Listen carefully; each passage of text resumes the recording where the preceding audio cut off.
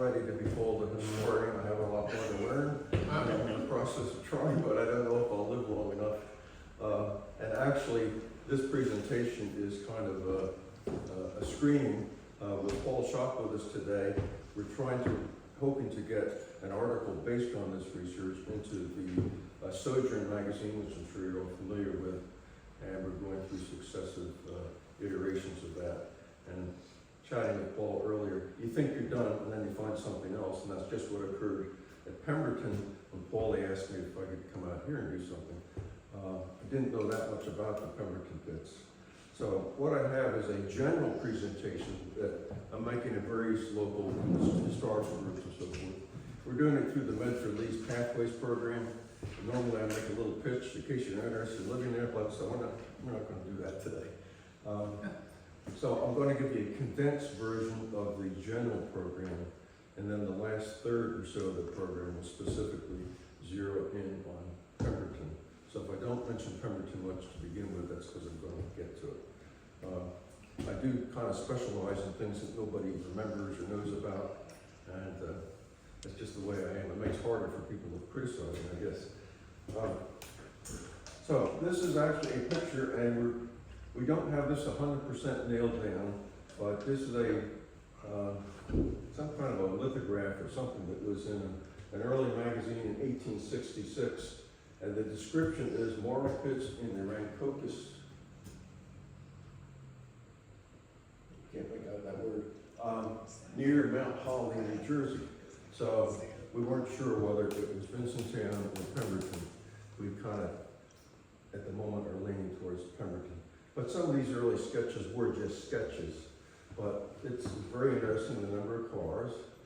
And there's the locomotive way up there, and the train docks way down here. So for that as a start, what's the first you hear about Marl? Well, if you dig way back and go back to Europe, and there's Marl under the White Cliffs of Dover, and the Chinese maybes and so forth. But for our purposes, one of the first local discussions of it is from a gentleman in what was then called, what did he call it? Rancocas Creek, which is actually Medford now, and at the time, technically was part of Eastham. So he writes a letter to a society in Philadelphia, an agricultural organization, and he's talking about this stuff that he's found on his property. He's got a farm just off of Fostertown Road in northern Medford. And he writes and he talks about, it's great, he digs it up and he spreads it around on the ground on the surface, and the crops grow better. He even complains that when he put it on an area with clover, he couldn't stop the clover from growing. But he talks all about what he's doing. It tends to be found where there's slopes and there's water nearby and so forth. So he asked them to analyze it, and he also talked to a number of other farmers and recounted what they were telling him too. So, what is this stuff? Different definitions, and you're talking about a 50, 75-year period of publications on it.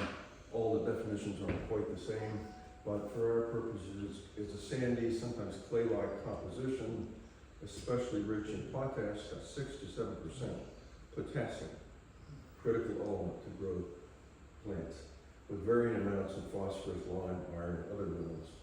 And the interesting thing was, when you spread it on the fields, if it was clay on the surface, it would loosen it up. If it was sand on the surface, it would tighten it up. Now, there aren't many things that can do both of those things. So that was quite interesting. And the key was potash or potassium. That was a critical element because other fertilizers that were being used at the time, such as manure, could add other chemicals to the soil, but not potassium. So that met a real need. Marl is generally regarded as the farmer's term for this stuff. Green sand is a more common term, and the green comes from the fact that it has a high iron content. I would mention that it's not always green, sometimes brown, sometimes reddish, various other things. Sometimes it's called acid marl. and people had their preferences, but green was the most common one. The element in it is glauconate, and that's what has the iron potassium phytosilicate mineral of the characteristic green marl, and it's very friable. In other words, it can break down when it's up on the surface, and if there's a pile of it on the surface, it doesn't tend to erode. The characteristics are just plain unusual. So what's it used for? Primarily fertilizer, that's what we know about mostly. More recently, water filtration. And interestingly, I learned that occasionally it's been used in cement mixtures and even making some early bricks. Paul, I don't know if that showed up in your brick book or not. No. But I found one source that said they tried mixing it in brick mixtures. Didn't catch on. And they also used it on roads, which I'll talk about in a couple minutes. So, this is the commercial version, and I do have some samples here, which you can look at later. This is made by the Spoma company, which makes Hollytone and other fertilizers. And this is something I dug up at Medford, which is almost, it is like rock. When it really hardens up, you have to whack at it to break it up. So they're two different characteristics of the same thing. Come on. Now, what are the downsides of this wonderful stuff? Well, it does hold water, kind of like clay does. But if you have a lot of it and you want to plant a tree right there, the roots can't get down through it. So if you talk to people who are in the business of horticulture, they don't want anything to do with areas where there's marl, because the plants on top may have a hard time thriving. When it gets dried out, as I said, it becomes hard rock. And if you've ever, I know a fellow who used to be in charge of installing gas lines underground in this area. He says they rue the day when they saw marl, because it broke their augers, the shovels would break, just hard, rocky stuff. And if you tried to build a building with a lot of it already under it, it wasn't necessarily stable because of its ability to absorb water and kind of change its characteristics. And likewise under roads, there was a former state senator here who told me she tried to get something through the state legislature prohibiting the use or prohibiting the construction of county roads where there was marl underneath because it was just so problematic for them. Well, where is this wonderful stuff? Well, on the left, this is a geologic map of New Jersey, and these are the various geological areas which I'm not competent to deal with. But essentially, this gold area was underwater historically. Millions of years ago, the Atlantic Ocean came up to the right-hand edge of that green strip there. How many years ago? Millions. Okay. Maybe 66. And if you look at, this is one sketch of marl pits in New Jersey. And by golly, they follow essentially that same line. There were actually a lot more marl pits there. The earlier explorations were up in Monmouth County and went down. Burlington was right in the center of it, and it went on down. Actually, the line crossed the Delaware River a little bit into Delaware, although they didn't really do much with it down there. Who can tell me who this guy was? Oh, state geologist. Okay. He was a state geologist. The way he got to be state geologist, according to the story, is that he promoted and researched marl. At first, I think he was named the assistant state geologist for that reason, and then became the state geologist. Wrote prolifically about the benefits of marl for farmers.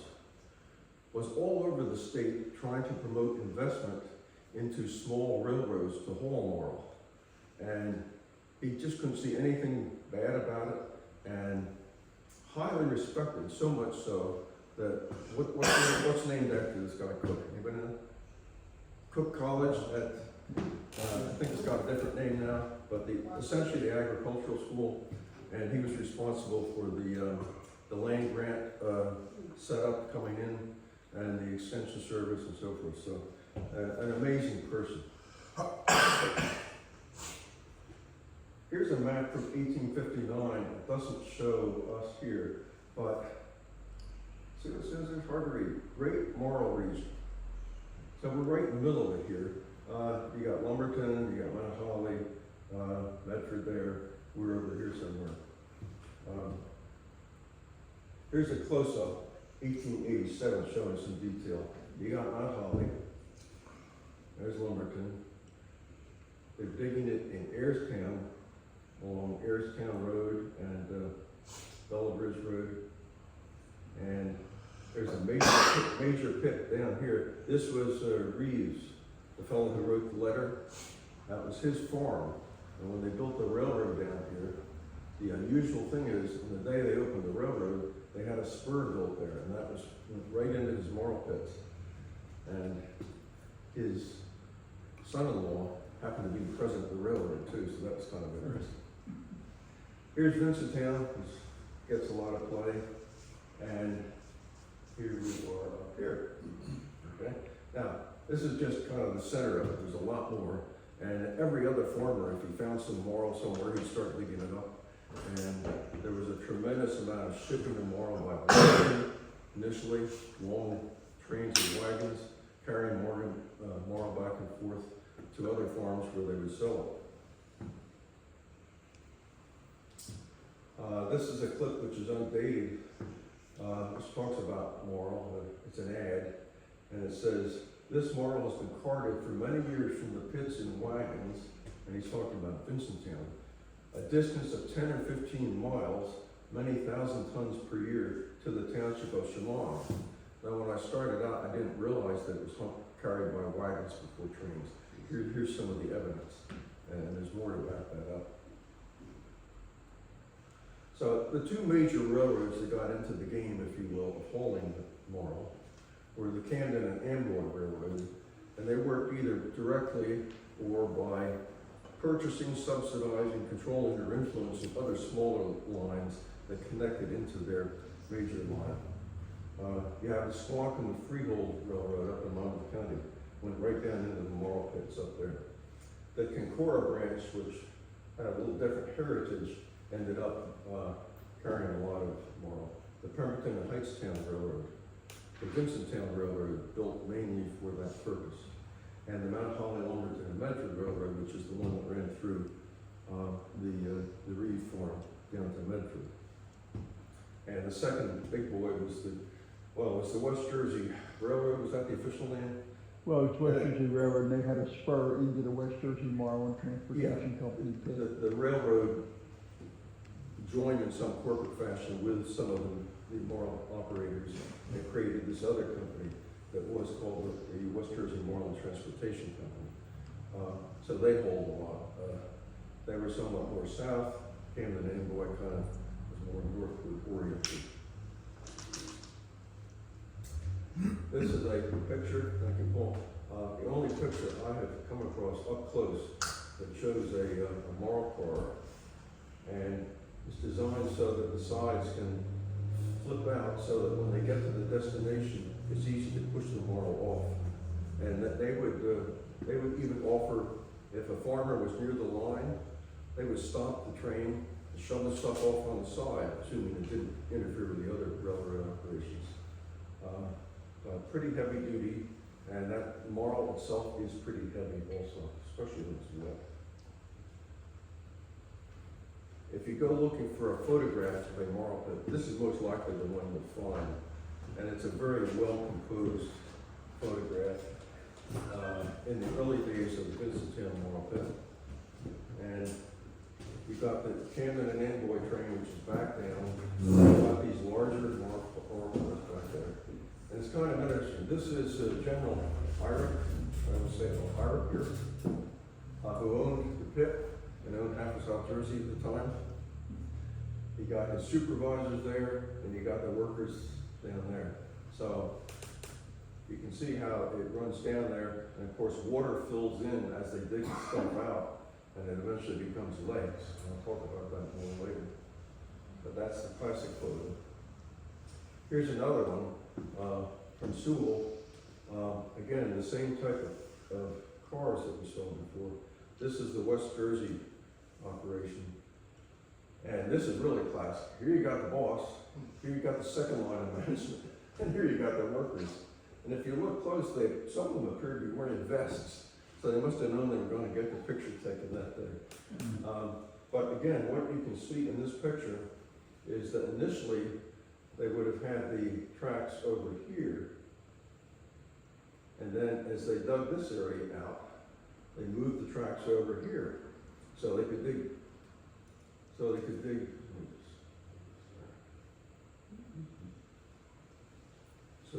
this area out. So they relocated the tracks as needed. And the pit got bigger and bigger.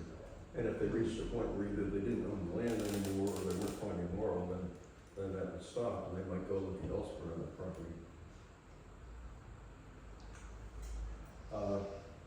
If you go back here, this is kind of fuzzed out on this picture. I was able to get one that zeroes in on this end because I had seen this. I was curious what this was. I mean, here's the track, the thing in here. But look at this rickety plank contraption here, supported by timbers, and they've got wheelbarrows. Now, I'm not quite sure what they were doing. It doesn't make sense that they would have been digging them all here and carrying it, but they were doing something. And that goes to the point that this was a very dangerous job to have, because either you fell off something like this and got killed, or you're digging down there and you got this stuff and it collapses on you. And there are numerous newspaper articles about how somebody was either killed or maimed, but you know, it was a paying job. Could also mention in farther South Jersey, they did bring in, I believe it was Irish immigrants for some of the pits there, and actually built houses for them there. Here's another way they got it out.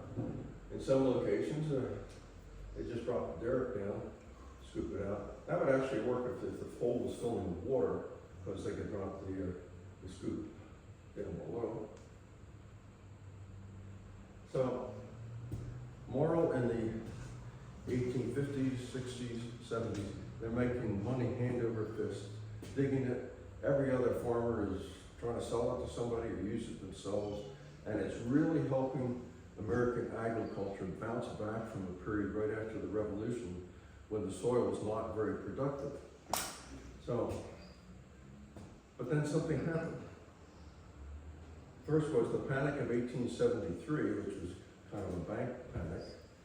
And we find a record that in 1875, the number of Marl cars that the Pennsylvania Railroad, which by then had taken over the Camden and Amboy, the number had dropped from 447 to 322. And we find a quote from the superintendent of the West Jersey Marl Transportation Company. He says, "Our business has been small for the year 1878. Our farmers are very much discouraged. The price of grain and so forth is very low. Very few farmers have made both ends meet. Farmers complain very much about the price of Marl." And of course, part of the price of Marl was the cost of transporting it. So you get this sense of the farmers always resenting the railroad barons. The second thing that hit Marl was the importing of potash from Germany. Germany developed an industry where they could process it and refine it, ship it to this country cheaper than what the stuff could be dug out of the ground here. And it being more potent, it was easier for the farmers to spread. They didn't have to deal with big bulky whips, slobbery stuff. So the farmers are now depending on the German potash. World War I comes along. What happens then? Yeah. Germany and Britain both established blockades, and you can't ship the Marl anymore. This created panic among the farmers because some thought they actually saw, or others said they thought they would see, a drop-off in the productivity of the fields because they couldn't get potassium, potash onto the growing fields. So they said, maybe we better start reactivating some of these pits. We should not be dependent on foreign power. Foreign power. Rare earth, China. Well, that's another story. So, in the early 20s is when you really see the major push for reopening coming. There were some a little bit earlier. And this is a picture of the old Reed farm, the one Josiah Reed farm. That had been sold and became the Rogers farm. And that was then sold to the R.S. Ryan Company, which is a chemical company in New York, around World War I. And this photo is 1922. And you see it's somewhat more sophisticated here. There's equipment and chimneys. They're doing something different with the Marl there. And indeed, this photo of the inside of the plant at the Reeves location shows that they're really processing it. They got heavy machinery, and what they're doing, I'll show you in the next slide. This is an aerial view of the plant down off of Fostertown Road, would be down this way. This is not the original pit. The original pit was over this way. But here's the railroad that ran from Mount Holly down to Medford. That's still there. But the siding, instead of being over here to the original pit, is a smaller siding over the boxcar line. But look what they got. They got there's actually a narrow gauge contraption which doesn't appear in this photograph, but it's been written about. They bring the stuff up. They're mixing it with sand and salt, and they're running it through this rotating trommel, and they're heating it. And what comes out is more processed than the raw stuff. And they purify it, they bag it and so forth, and they ship it off. So that's kind of a more advanced stage of it. And at the same time, a little further south, this is part of Marlton. This is the PM and then Railroad, which ran from Camden into Medford. It's now Route 70, but right along that area, you got the Atlantic Potash Company digging. W.B. Cooper, S.R. Cooper, and there were others there too. If you're familiar with Maple Street in Marlton, they were digging right along there, especially on the north side of 7. And of course, that's where Marlton got its name. That's why they invited me to talk down there later on. So here's a shot of one of the operations along what's now Route 70, and it shows how it looks like that's filled in with water, and they're scooping this stuff up. And they had ways, if it was really wet stuff, they had ways of processing it. They had drying sheds and so forth. And there were at least 3 companies: American Potash, American Potash Corp, Atlantic, American, and Potash Line Company. 3 of them got in the business down there in particular. Now, as things progressed, there was less and less production of Marl because after the war, the Germans started shipping it again. Everybody's happy again. So these early efforts didn't pan out to help the farmers, but what happened was, as some of the pits, the bigger ones, were reactivated, they turned to these different processes. And it wasn't just the old-fashioned Marl. I'll talk about that in a second. A fellow who bought Reeves Pit down in Medford. This is one of his ads from 1950, and he's selling this. You can actually drive up there, and he calls it National Soil Conservation Company, and he's selling it. He's reverting back to the original use as a fertilizer, and it's for potash. That's 1950. An ad from the same company says not sold as a fertilizer. It's a soil conditioner, because there was some debate that developed as to whether the potash was how fast the potash could be released into the soil. And as it turns out, probably the greater value of the Marl was that it helped loosen the soil physically, and it also facilitated the various microorganisms that were in the soil. And it's still a little debate from that. So, in all of these locations, just about, they're digging this stuff up and they're finding shark's teeth. Not Indian heads, which everybody could find. Shark's teeth, bones of turtles, brachiopods, all sorts of little things like that. Sometimes that was just a kind of interesting thing to find. Sometimes if they were big enough, they would stop production to figure out, well, what is this? Have we found something? And this leads us to a biggie that they found down in Haddonfield. There's a pit down there where this is the first time when they found enough relatively intact bones that they could reconstruct the totality of what this critter looked like. And did you know that we now have a state dinosaur? Yeah. And that's it. And you can see this recreation down on what's Main Street, Kings Highway down there, in the shopping center. And they've got a plaque there for it. This is the pit where I went there to find out where they dug it. And it's quite a ravine, but you don't want to go down. It's far too steep and nothing to be seen. But that's where it came from in Hatfield.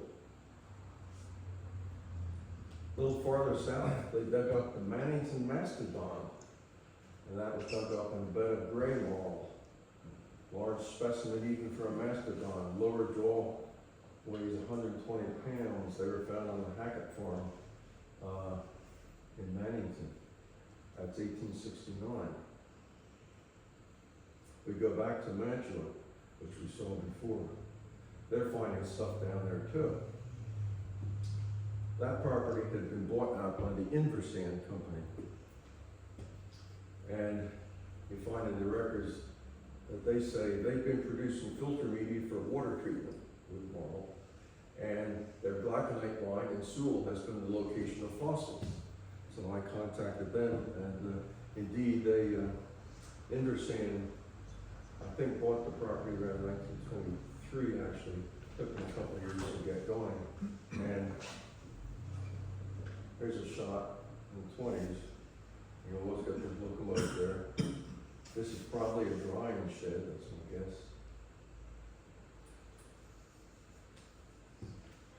So you wonder, well, what's all this Marl about? How did it come about?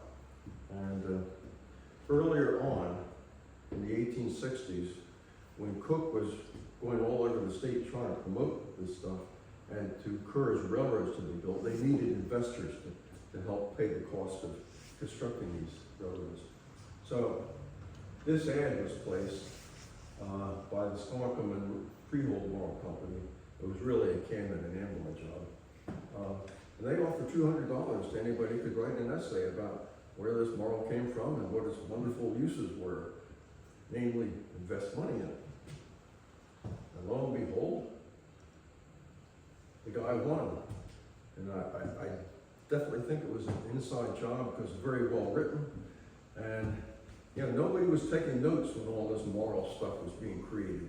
Nobody was there taking pictures. But this guy, from what he knew, writes this. He says, ages and ages ago, in the midst of geological antiquity, the ocean lapped the margin of the line between New York City and Philadelphia. We've already talked about that. The line would have been mostly dry land, but part of it crossed arms of the sea, and broad marine swamps and meadows and lagoons, then growing rank with strange flora. Broad reaches of warm shoal water, huge reptiles disporting, and along oozy and slimy beds where giant turtles were sleeping. Enormous sharks darted after their prey through the waters that teemed with scaly life. Down at the bottom are myriads of minute creatures, including, by the way, algae, which they've been thinking about. Now that this dim and ancient life is exhumed, digging up the Marl, from its geological grave by laborers, we find a broad and exhaustless bed of material. So, that guy got us $200. Princeton University got on the bandwagon and engaged I think he was English artist to come over and draw a painting of what it might have looked like along, essentially right here. And did he get it right? Probably not exactly, but he's picking up on the concept. You've got water, kind of low water, you got kind of land on this side, and you got these snake-like things growing, and then bigger things growing in the water, and then these bigger creatures over here. This is where the dinosaurs are coming in, and then over on this side almost looked like a bird. Well, where do you think the birds came from? Way, way back, there was a split, and some of the dinosaur ancestors began to develop feathers and wings. So that's what it was like back then, give or take, little artist license. Well, you'd ask when, 66 million years ago, something happened. You all know what it is, right? A massive meteor came in and hit the Yucatan Peninsula. Created a huge upswell of dirt that darkened the skies and affected life that depended on light. It changed the temperature of the earth. It got colder. There were supposedly whether they were tectonic plate shifts, but there were definitely shifts of land as a result of the slam against the earth. So what happens? It's called the fifth extinction. And we don't know whether it was minutes or hours or maybe a couple of years, but it's 66 million years ago. So, give or take, who cares? But the fifth extinction was the fifth time that a large amount of the species on the face of the earth had been wiped out. And this was a big one. Have you heard of the sixth extinction? We're in it now. This is the first extinction that's, and this depends on, what you believe about these things. But, the climate change and all that stuff. But this was massive. 75% of the species on the face of the earth died 66 million years ago. And what was left? Some of the critters underwater, and those dinosaur things that had morphed into birds, they somehow survived. They were able to move and so forth. Nobody has the details because nobody was taking pictures, but that's what they believe. So now we jump forward to the pit down there that we've looked at several times, which has been bought by the Pemberton Company, and they're digging marl out there for years and years, and they dig it, and the pit fills in with water rapidly. They're spending tens of thousands of dollars a year just pumping the water out, just to keep it dry.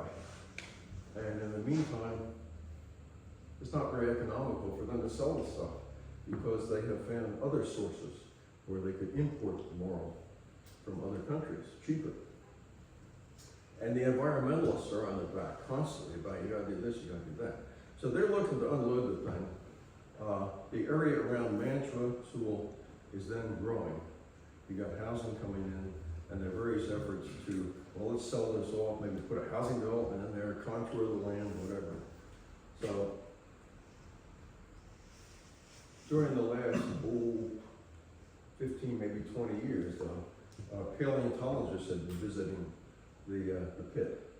And there's one guy, Dr. Lacavara, paleontologist at the time, was from Drexel, and he's bringing students over there. And they're digging marl just to have fun and learn about this stuff. And once or twice a year, the town would open the pit for town people to come in and dig around and see what they could dig up. Well, that was nice, but not very economical. But the more he sees what he's finding, he starts thinking about this. He then gets a job to start the ecological program at Rowan University. He moves back there, and he comes up with an idea. He says, well, we're finding all this stuff in this pit, and we know that just less than a mile away, this critter was found, also in Marl, another 23 feet long. That tells you something. What town was that found in? Sorry. What town was that found in? Oh, that was Sirius Park. That's in Manchester Township. I forget, is that Manchester Creek that runs along there? Just a little ways down there. There's a park there now. So I'm just going. So he says, I think I'm looking, he calls it a mass death assemblage. I call it a graveyard of dinosaurs. But he thinks he's onto something. And the reason he links it up to this meteor having hit the Earth was that where they find these things, they're finding iridium. Iridium is a very rare mineral element, somewhat similar to, what's that other thing? There's another mineral but more precious than gold. Silver stuff. Platinum, yeah, very much related to that. And paleontologists and so forth are kind of agreed that if you find iridium with something, that kind of dates it to when a meteor hit the Earth. So here's the pit. Big lake, all sorts of mucky stuff they've been doing over the years. But what's happening? New Jersey 55 is running down there. The area is developing. You got housing. Of course, housing needs a Lowe's and a Target. And there's the pit back there.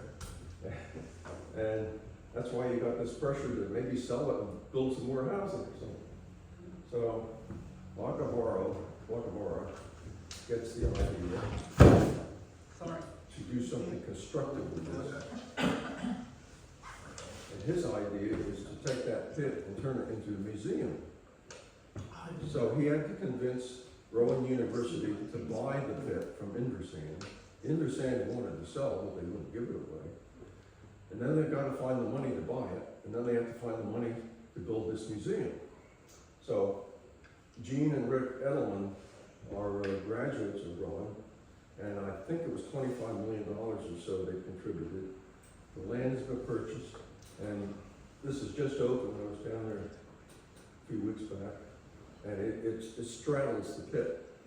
One half is still a lake, the other half is being pumped dry. Inside the museum, you got some amazing recreations, and most of what you see there are recreations based on bones or fossils that they found at that site. They're not making this stuff up. And you walk through and there's a whole successive timeline with the various development of the turtles, and things get bigger, and which ones eat other ones, which one breathe a certain way, which one have teeth, and the sharks. And it's fascinating. You can spend a lot of time there if you're interested in that. And then you see this. Almost looks like a bird. It's kind of an evolution from the fossil line moving back. Almost, is that fur? Is that beginning of feathers? They've got another one that shows actual feathers. So this is probably the side of the line that survived the impact. So I took this picture looking down from the museum into the pit, and you can look, for a few extra dollars, you can walk down here. There are docents there to greet you. They'll take you down, and you have, I don't know, 30 minutes, 45 minutes to try digging stuff up and see what you find. Almost everybody goes there, finds shark teeth and other little bones. You're allowed to take 3 of them home. If something looks especially unusual, you have to take it into the museum where the specialists will look at it and see whether, wow, this is a real thing or not. But it's just getting started, and I think it's going to take a while to catch on, but it's a fascinating place to go. It's definitely worth one visit. I would encourage it. So I usually end my show by saying that with all this known, there's still 250 million tons estimated of potash under the ground here in South Jersey. And if you think of that as a natural resource, it's sitting there, it's not doing anything, but it's there, so you can ponder that. So that's normally where I cut it off.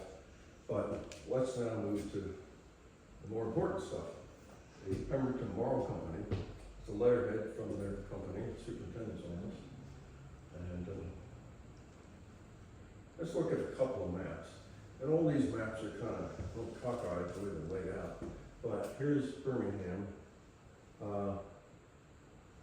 Here's where the creek meanders, goes along. But look at who owns the land. Gaskell. Bud, that's a big name. Lippincott, that's another big name. But this is more likely where you're gonna find the Marl because of all this meandering of the water. That's 1849. This one, I don't know the date on this. This is from Olson's book. I don't know. Judy Olson? Hmm? Judy Olson? Yeah, the Judy Olson, the Pemberton. Yeah, right. Yeah, it's the inside, but it's not dated. But anyway, this is after the railroad has come through. This is the main line coming from, well, Mount Holly in this case, Birmingham, and then going east. And right here is the beginning of the split where it goes north and south. So, let's look at this. Here's the railroad going up into the pit. This is a real railroad, trying to think, Camden and Amboy, probably Pennsylvania Railroad, running directly into the pit. And here's Pemberton Marl Company, Marl Pits. There's Gaskell's name again.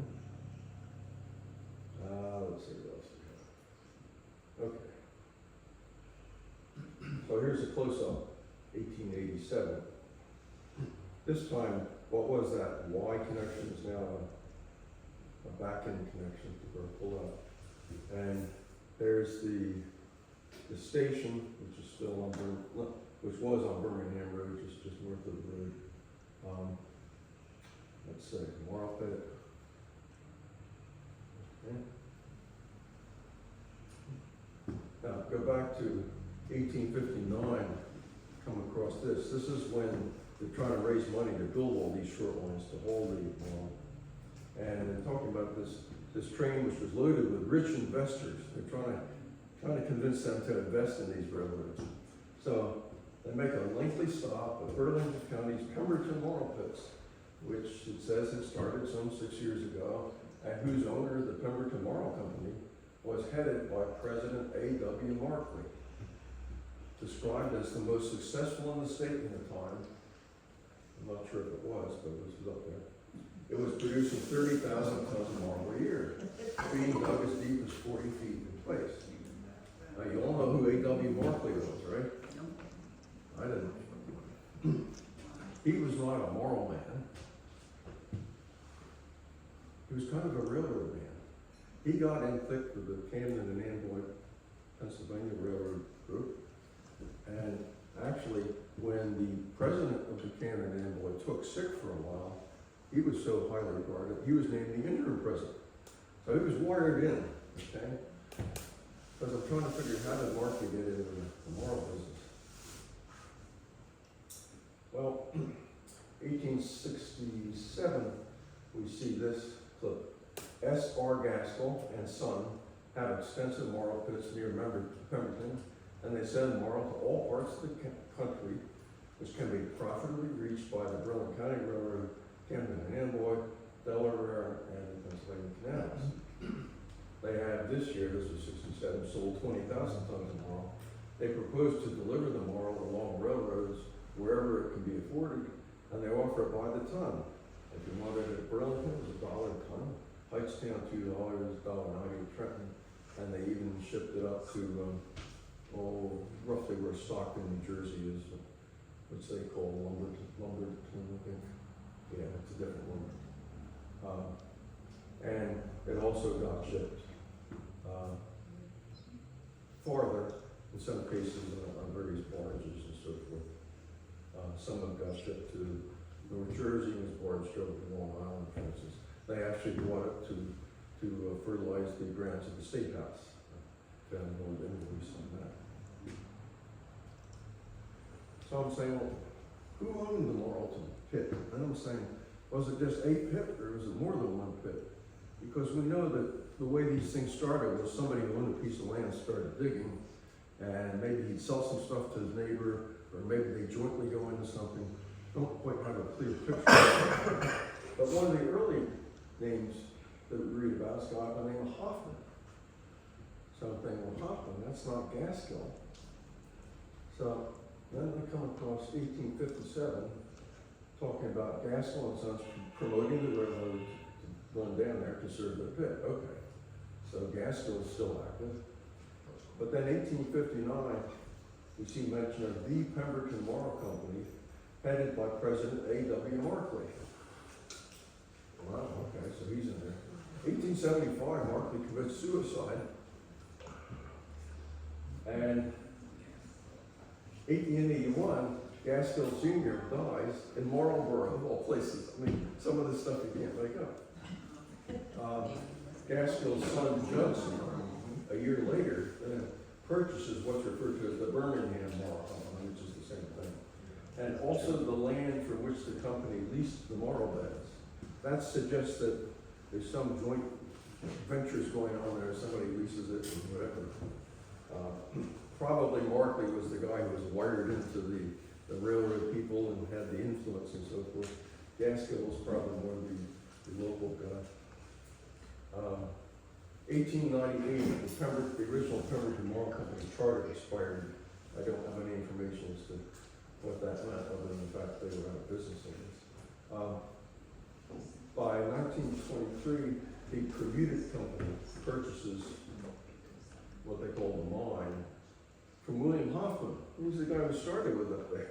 So they go from Hoffman to Gaskill to Markley, and now you got Hoffman selling property to Permuted, and he also sells adjoining farmland. It was something in the neighborhood of 500 acres, as I understand it. In fact, nobody in this room has ever seen this picture. Paul might have. This is 1865, and we don't know whether it's from a calendar or what. It's a fairly, the original's too big for a normal scanner, so it had to be done on a blueprint scanner. But this is the Pemberton Marl Company in 1865. And there you got the train, and look at all those cars back there. That's a long train. That stuff's fairly heavy. And then you've got some houses up here. I don't know what this thing's doing here. I don't know what these piles are, but that's a surviving picture. The upper half of that picture is also reprinted there, showing the houses up at the top. It looks like they were probably farmhouses, maybe ended up being, I don't know, processing places, or maybe workers stay there, offices, we don't know.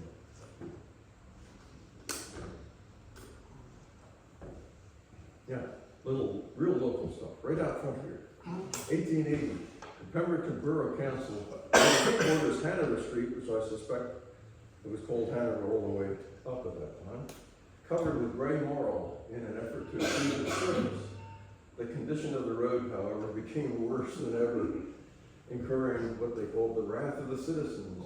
The marl will have to be all dug out and gravel substituted before the thoroughfare can be made passable. So there were some efforts in, I think it was State Highway Department in Minnesota, I believe, where they had some marl there. They tried to use it for roads and so forth, didn't amount to much. Obviously not the thing to be a wearing surface on the top of the road. The tracks into the Pemberton pit were taken up in late 1901, and then the newspaper clip said, there hasn't been any marl dug for a long time, and the railroad thinks the rails are of more value up than they are on the ground. That's the Pennsylvania Railroad. So that the heavy Pennsylvania Railroad tracks get removed. Now, it's possible some were left because it's not clear who owned which. But that was 1901, and of course then nothing's happening until around 1923. In this case, the year before, there's Hoffman back again, and this is his pit, northwest corner of recent opening of Hoffman's pit in Birmingham, showing efflorescence and stratification of green sand and a creek along the face of the old bank, indicated by the contortion of sand-filled crevices. This is the type of thing you didn't want to be standing down here and digging. You'd get killed. So somehow Hoffman is back in there. And here's another picture from the state document, the Geological Survey. And it shows 3/4 of a mile northwest of the station, so that is the pit. Shows recent digging at the north end, and in the distance, the old west bank of the pit. So that's what he's doing in 22. Let me back up a couple of things. Here's a letter from J.C. Gaskell to some expert up at Yale, in which he's saying he's shipping them some big bones that they found, and he'd really like them to look at them and give them some advice. Here's another picture later on in 1931, where they found crocodile bones, and they had people from the state, I think some people from Philadelphia come over to look at them right on the site and figure out what they were. Is that in Maxwell? No, this is Pemberton. Found a crocodile? That's what they call it. Okay. That's what they call it. Now, you look at some of these things, you take them over the grain of salt, but apparently they were bigger than some of the others. Unfortunately, you can't go back and ask people a question, what did you really see? And how, so you kind of work with that. Something they don't find out. So, the pit then gets sold to the Bermuda Company around 1923. So Hoffman's out of the picture now. And this early picture actually appeared in a state publication that came some years later. And now, instead of the regular track gauge coming down here, they built a narrow gauge, and they got their own little diesel, and the cars are not as big, but they're backing down into, it looks to be the same pit. And you see periodically there's water flowing underneath, so they have to bridge that and so forth. I've been looking for a better version of that picture, but it doesn't seem to be in. A couple other shots. This is after Bermuda. These are the same cars we saw in the previous picture, and the steam derrick. We'll talk about steam derrick in a second. Also, a little later, you have labs coming here because they're processing the stuff. They're not just digging up Marl for the farmers. It's changing. And what it's changing to is a product called permuted, and it's the water softener to zero harvest. And the Bermuda Company is selling this to homeowners who have hard water. And what they'll do is they'll sell you this cylinder apparatus, and you take the filtering medium, which is an artificial sand and gravel, which is really Marl that they have started processing. So it's not the raw Marl that they're taking, it's gone through a plant process. This gravel or permuted absorbs every trace of calcium and magnesium from the water as it passes through the filter. So they'll sell you the tank, and I guess every month or however long the stuff lasts, they'll sell you a refill for the tank, just like your home water softener, you replace the salt. So they're selling it to homeowners, but they also started selling it to municipal water supplies, big places that needed a lot of it. That's where the real money was. And increasingly, they changed how they processed it. And I'll get to that in a second, but it became increasingly sophisticated and increasingly a chemical ion exchange situation. And I don't know what that means because I'm not a scientist, but it's not just dumping the green stuff in. Here's a sketch done much later, gives you an idea. Here was the railroad. This was the old station. Post office, which is still there. This is the parking lot, which is essentially still there. This is where the plant was. And this was the little narrow gauge that ran up. It crossed the folks at least twice to the pits. It's unclear exactly where they unloaded it there. But this railroad did not take it directly to this because it got processed process in the plants.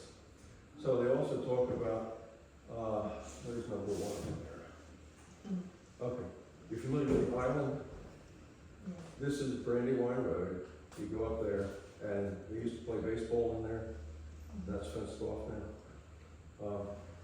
So they've got notations on some of the historic buildings that were there. And Paulie, this is where I think you're going to get deeper in your research probably. And interesting, number 7, ruins of sand quarry and washing plant, south of the tracks.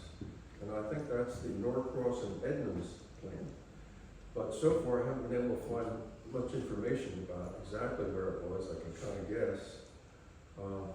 We find an old newspaper ad that pictures the big sheds and equipment and so forth, but it's such a bad scan that you can't even read it on. So that's on my list to try to find. This is what the plant ended up looking like. You got the parking as we saw in the earlier sketch. There had been a number of buildings in this area, various mills, and part of a rug mill ended up being incorporated in one of these buildings. But you see, it's not just digging the stuff and shipping it off. This is an industrial plant, smokestacks, water towers, some kind of lagoons back there. So this is after they've shifted from using it as a fertilizer to a water filtration mechanism. A couple of key points on this, and there is a long history on the plant that's been written. 1923, as I said, Permuted buys the property from Hoffman. Initially, they shipped the Marl up to Brooklyn where they had a plant to process it. Very quickly, they realized that they could process it on site cheaper, so they started building more of a factory operation there. And then they started building the actual equipment that users would use to put in their homes or in filtration plants. By 1956, they stopped digging the Marl entirely. They simply weren't using it. That's not where the market went. In 1960, the pit was converted for swimming and picnic. And I don't have any details on that. I'd love to find out more. Anyone swim there? Yes. He just asked if anyone swam there, I did. Huh? Wait, did anyone actually swim there? I'm Like, sorry. was it safe to swim in? There's a lake in Birmingham. I swam in there That's what with the family and everything, Okay. and it was maybe 62-ish, 1962-ish, That'd be about the time when I think they were. and there was The iron. meter company was pretty and- good and- to their employees, such as it was. Yeah, And they my did brother-in-law worked there. things. Yeah, right. Was the water denser, like heavier? You know, like I swimming? never saw any test results or anything. It's, you know, to what extent the Marl there somehow affected the water above. Well, this is what we were It has a told, don't greenish touch skin. the bottom of the lake. Oh, that's nice. Hazarded it. And when I jumped off the raft, I maybe was 11 or 12 years old. My feet got into the goo. That's what I wanted to ask you about. I Yeah. hope it's not too soon. It was so gooey and thick, and I thought I was sort of trapped. But I think that was the only time I ever was in there, but, Yeah, I'll show you a picture of it. okay. They converted it for some kind of swimming and picnic. And if you go back, the stuff they were selling started off being called Zeodor. And then as they did more chemical processing to it, it became Super Zeodor, and then MN Zeodor, and Vicalso, and synthetic resins, and Permuted. I don't know what that stuff is, but it was increasingly sophisticated, more chemistry applied to it, and less need for Marl, because you could just work with pure chemicals. So that's why we stopped digging this stuff. 2008, they even stopped the production of the chemical ions there. So they don't produce anything there. They import it, I think, from Brazil and it's either India or their parent company has places around the world. So they ship the stuff in, and essentially it's processed what they call exchange rosins, which will suck bad stuff out of the water and do all sorts of things I don't understand. It's resin, Jim. It's resin, not rosin. Resin, sorry. I told you, I don't chemistry. The name, the company names, Permita is the one, first one. Ionac was a successor. They joined with the Fadler company. Bayer, the German massive conglomerate, actually bought the whole thing for a while. They didn't hang on to it too long. Cybron was a subsidiary under Bayer, and then Lanxess is now the parent company. So you have a corporate heritage there, and buying and selling of stocks and companies. This, of course, is what you see when you try and buy, and it's essentially a warehouse. They do have a little lab in there where they do test the stuff, make sure it's okay. But it's all shipped in and shipped out, and it just covers, I don't know how big their service area is. But you see, it's all fenced in, so. And you can't even get in without stopping at the guard there. Talk about that in a second. I was able to visit the property, and the plant manager, who essentially is a distribution manager now, was very helpful in sharing the documents that he had. Not highly organized. Sometimes it was fifth generation Xeroxes of things, but nonetheless, fascinating material to look at. So he took me in his gator for a ride out to the plant. And it was, we had some snow then, and we start going down here, there's the fence. It's all fenced in for environmental purposes. They were going around, and I said, geez, I didn't know it was this big back here. And we start seeing it, and he says, this was a railroad, what do you call it, an embankment.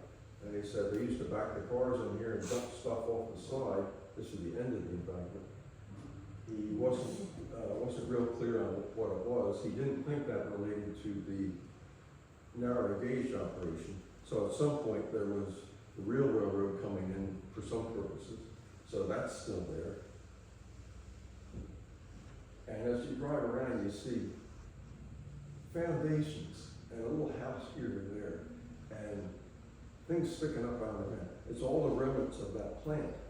And these materials will be moved around between building and building. And in the process of that, some bad things happen chemically, and eventually the environmental folks stepped in and is now under some kind of a plan that does not appear to have killed anybody or anything like that, but they are required to keep it fenced off, periodic monitoring of the water table there. There was concern because the Rancocas ran through there, and the folks in Mount Holly and downstream were drinking this stuff. Yes? Is it considered a Superfund site? I don't think it's super fun, but if you look on the federal listing of these things, there's a page there, and it sounds like they delegated a lot of that to the state environmental people. And my impression is they got so many of these things, it looks kind of okay, so they're not actively there every day checking it out. Yes? Just a few days ago, my oldest sister's husband worked there, and his brother and other relatives. Yes? She was saying that when it was Ionac, and then they sold it, apparently, when it was Ionac, they did not provide any protection to the workers. They had no mask, no, outerwear or anything like that, and the new owners came in and saw what was happening. This one building in particular was nobody, took protection or anything, and needless to say, there was a lot of, Probably pre-ocean. cancer and all kinds of health issues. Exactly, and I don't think that was unique. I mean, that was just the evolution of things. But, to people who needed jobs, wasn't a bad job. I assume the pay was reasonable, and the work was fairly steady. And so,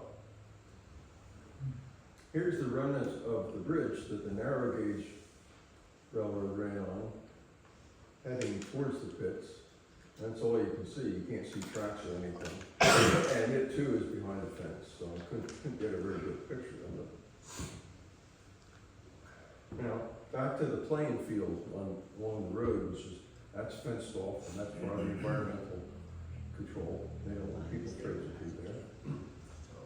This, according to one reference I saw, they dug some marl right here. And the way that island got created was, I should have gone back in the earlier picture. The water goes around two sides of that, creating the island. The lower channel was hand dug at some point to allow the creation of some water mill type things to support the factories that were developing there. And they did find, I think, a couple of stone pieces that stone wheels and so forth back there. I'm not sure if the picture really comes together, but that was part of the earlier Birmingham, when they had all sorts of little factories and leather factories and everything else there. And then at some point, the Birmingham Inn was built on this site. I don't know exactly where. And that was the place to come if you wanted to get out of Philly and breathe the fresh air of South Jersey. And they had great food, and at various points they allowed swimming in the creek and so forth. And that was part of a general movement. People would get out of the cities and enjoy nature. That got older and older, and eventually became a temporary, some kind of an asylum for a couple of years. I think it finally, did it burn down or did it just collapse? It was in bad shape. So that's gone. And then it became kind of a baseball, softball, whatever they played with it. And that's what you see today, except it came to here. Is that the Alms House? Yes. Oh, It was. There had one, the one in, where was it? Browns New Mills? Lisbon. Pemberton? Did New that Lisbon. burn or collapse? And then they had to find a short term. Right. And there was a big ruckus about, that was in, the shape was so bad, they had to change the electrical wiring. And the county freeholders had a big fight about whether it's worth spending the money to fix it up just for a couple of years. So I go looking for the pit itself, because I didn't know where it was, specifically. I'm driving up and down Birmingham Road, where's the pit? And I drove by this any number of times. So finally, the manager of the facility says, look for this. So, there's an old gate. There's a sign. Well, you can't park your car on Birmingham Road. You know, it's a narrow 2-lane road. So he says, park it back up on our property and walk down. And I'm trudging down and down and down. And finally I spot this. And it says, no trespassing now. I'm a researcher. So I climb under the fence there. And this is what I see. And this is just a partial view. You can see how the water on this side is pretty soggy. And I've seen a dead snake on the road. And I'm hearing gurgling water and so forth. So I said, I don't want to go any farther, but isn't that a beautiful lake? It does have kind of a greenish tinge to it.